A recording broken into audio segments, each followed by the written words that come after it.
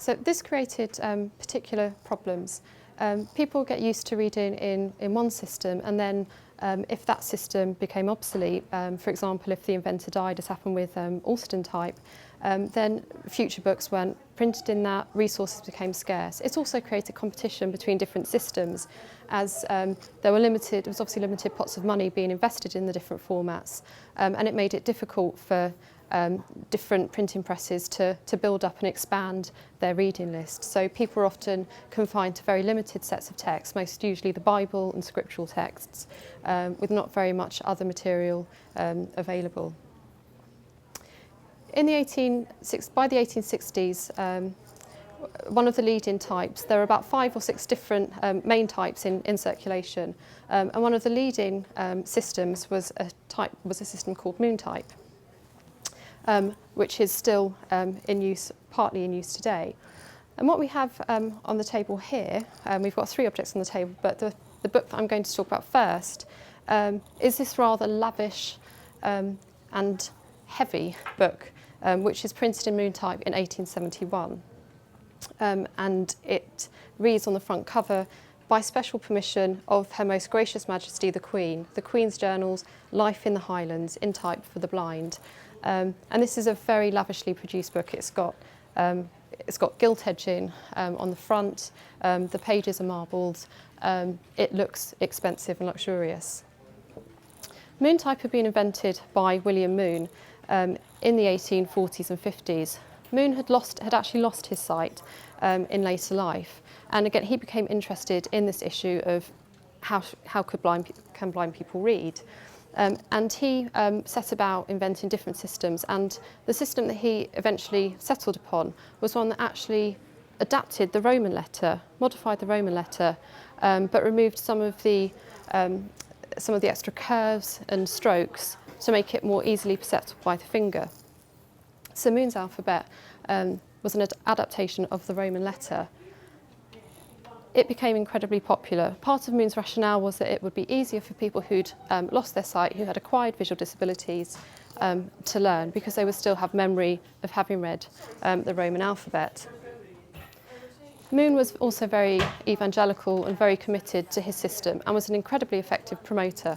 So in his memoir of the 1870s, in 1872, he detailed there how Moon Type was being circulated all across the world. It was translated into 80 different languages.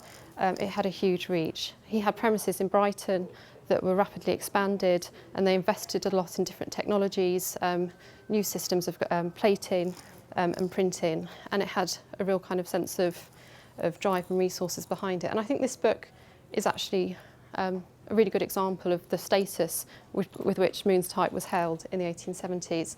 So I'm just going to open it up just to show you some pages.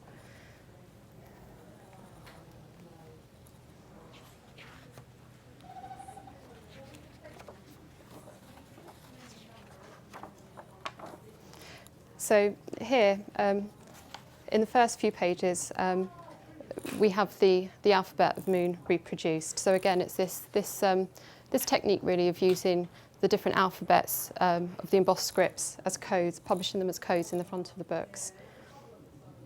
And it runs through, so the page open here runs through the different alphabetic letters of Moon Type. And then I want to draw your attention to this illustration, which raises some interesting questions for us. It's an illustration of Balmoral. It's brightly coloured. It depicts the palace set against a blue sky with a green lawn stretching in front of it, and the palace itself is outlined in slightly raised lines. So it's supposedly something which might be read or felt by touch. But it's also something which belongs very much to the eye as well. But it's quite a lavish and luxurious illustration to have included in the journal.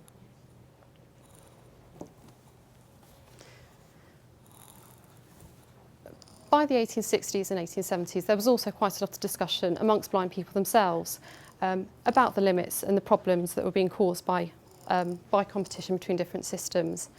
And in the 1860s, a group of blind men and women started to advocate more strongly for blind people to actually have greater control and investment in embossed literature. So in the 1860s, a committee was formed of blind people led by a man called Thomas Rhodes Armitage, and they formed a society for improving the embossed literature for the blind.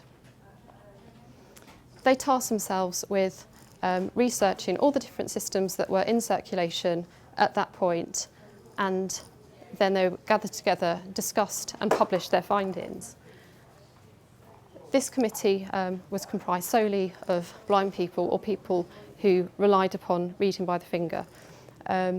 So it was very much advocating that these decisions should be made by blind people themselves.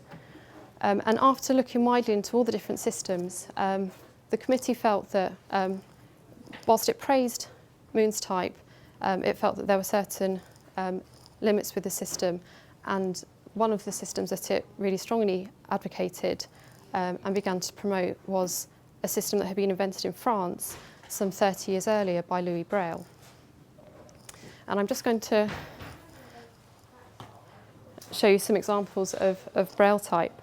So Braille had been invented in the 1820s, 30s by Louis Braille, who was a pupil at the Institute of Young Blind People in Paris.